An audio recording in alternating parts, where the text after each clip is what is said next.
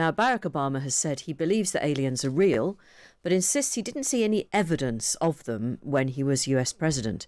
He was speaking on a podcast over the weekend. Are aliens real?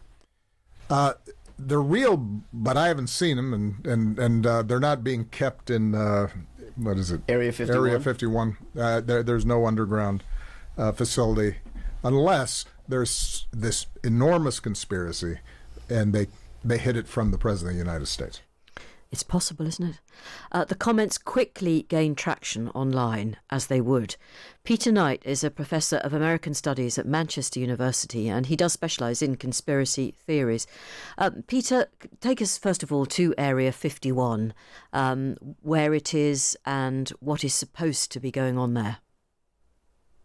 So Area 51 is in the Nevada desert, and lots of Americans for decades now have come to believe that the American government is keeping alien crash bodies and vehicles, and they've been keeping this secret from the American public. The reality is that Area 51 is one of the many sites where the US Air Force have been conducting secret military tests for years, and almost certainly that's what Americans have been seeing. I see. So they've been seeing what peculiarly shaped aircraft of one sort or another. Yes, lots of kind of test craft they're seeing, or in some cases it's just merely weather phenomenon, meteorological phenomena that they can't quite explain otherwise. But where alien or UFO sightings have been around even longer than people have been talking about Area 51. The most famous one goes back to Roswell in 1947, where it was claimed first by the American Army that some flying discs had crashed. Very quickly, they changed their story to say, no, it was just weather balloons. And it was only decades later that the truth came out, which was that they had been conducting secret tests to see whether the Russians had been testing nuclear weapons. And so, there's a long history of both justified public speculation about events and a kind of history of government secrecy.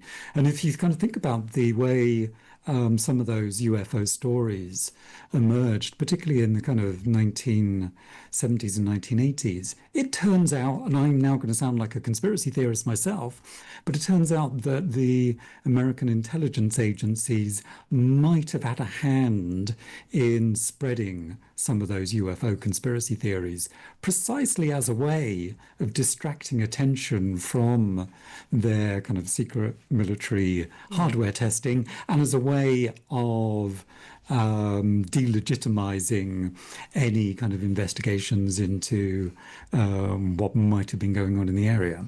Oh, I see. Gosh, you really got me worried now. I don't know who to trust, if anybody. We're not that far off another American trip to the moon, are we? Or have they ever really? I mean, they didn't really go last time. I mean, we know all that's going to come out again, don't we, when they do take a trip to the moon, which is meant to be imminent-ish. Yes. So the conspiracy theories will come back again, the idea that Americans never landed on the moon. And once again, on the one hand, we can look at these as just kind of bizarre, kind of fringe conspiracy theories. No one in their right minds would believe in them. But we need to recognize that, people have good reasons for being suspicious of their government, particularly in the US. Would the American government have lied to its people about the fact that they didn't land on the moon? Maybe, it's personally, I think it's, highly unlikely, not least because the Russians would have been all too happy to reveal that the Americans had never landed there.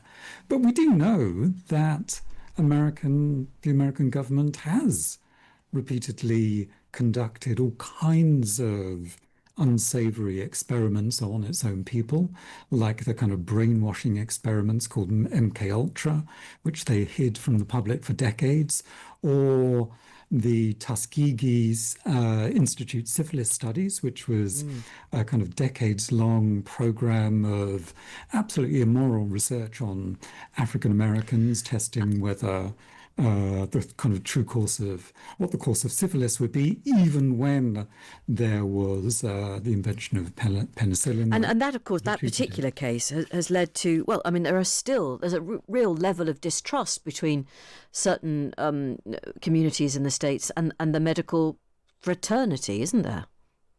Yes, and understandably so. Yeah. You know, if you're a minority in America, the question shouldn't be why, do you have high levels, why are you susceptible psychologically to high levels of distrust? Instead, the question should be, why is it that the medical establishment is so untrustworthy?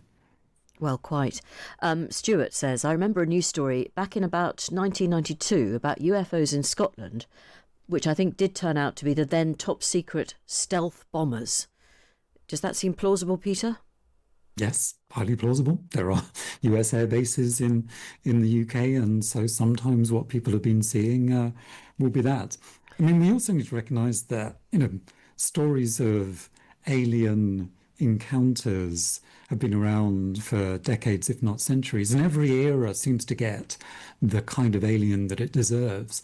So in the 1970s, for example, lots of alien sightings or alien encounters, they were described as these kind of Robert Redford, kind of tall Nordic, handsome creatures. But in the 80s and 90s, lots of the reports turned quite sinister, of alien abduction narratives, invasive medical procedures, anal probes.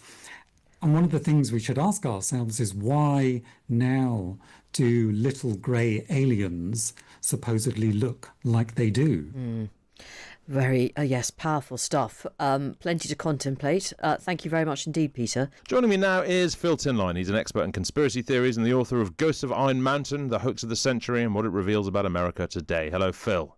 Hi, how are you? I'm good. Thanks for being with us. Okay, look, first up, without wishing to sort of, shoot this down right from the start, should we distinguish between what Obama seems to have, which is a belief that there are probably aliens out there, and the sort of alternative belief that there are definitely aliens out there the US knows and keeps them in a hollow mountain and has been hiding this from Gillian Anderson? These are very different sorts of views, right? I think it would be wise to make that distinction. Yeah, absolutely.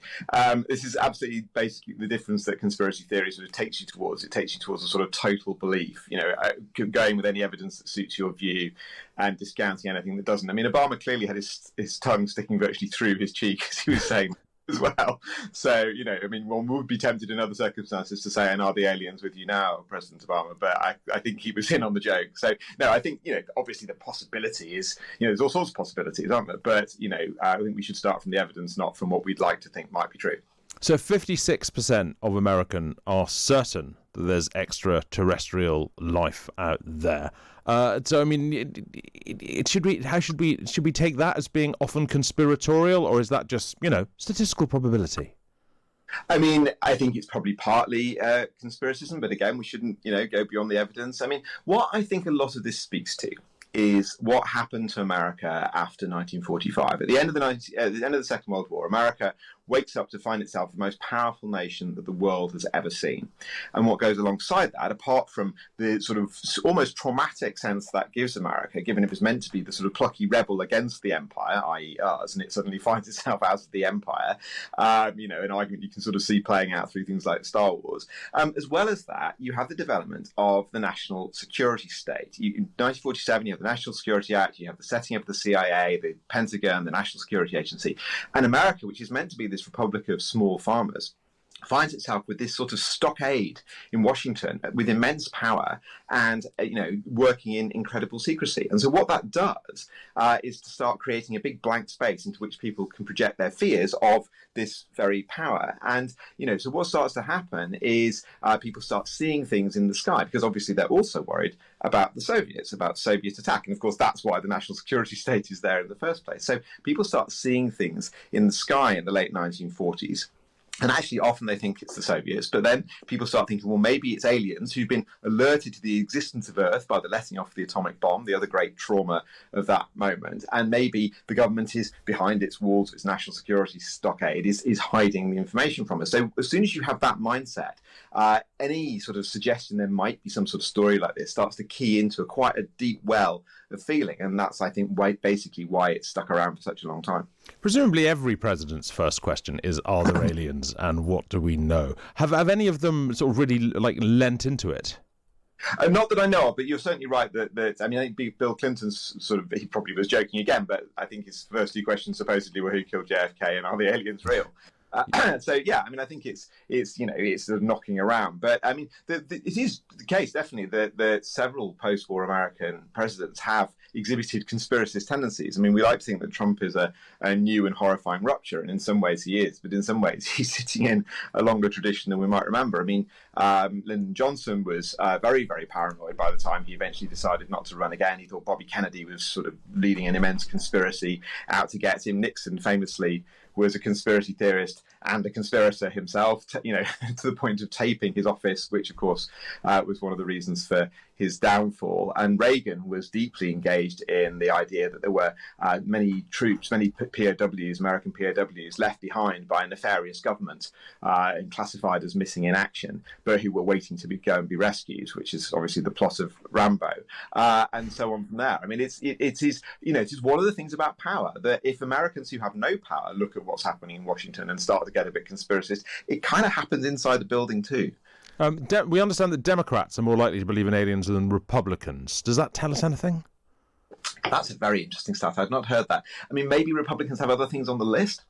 JFK conspiracy theories used to be more of a sort of left-wing thing, and as I track in the book, have become more of a right-wing thing. I mean, I suppose it might be something to do with the way that national security state in the 1940s and 50s was something that spooked people on the left more than it spooked people on the right. The people who were worried about commies and wanted to see, the government acting to stop them would have been more on the right. So it might come from that, but I mean, I couldn't say.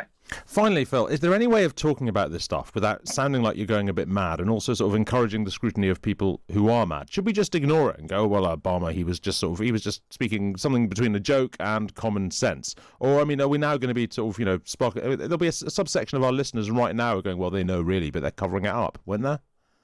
Well, no, I do actually. You've got me. That's true. No, I think we should. I mean, it's like anything. It's like all journalism, right? You start from the evidence, and that is why we have fiction, so we can play with these ideas which torment and excite and intrigue and entertain us. But the key is to keep the line between fact and fiction, because if you let that blur, that's when you start to lose the divide between journalism and history on the one side, and conspiracy theory on the other. Conspiracy theory, in a way, is fiction escaped from its box. Thank you very much indeed. That is the extremely terrestrial, I swear, Phil Tinline, author of Ghosts of Iron Mountain, The Hoax of the Century and What It Reveals About America Today. Thank you, Phil.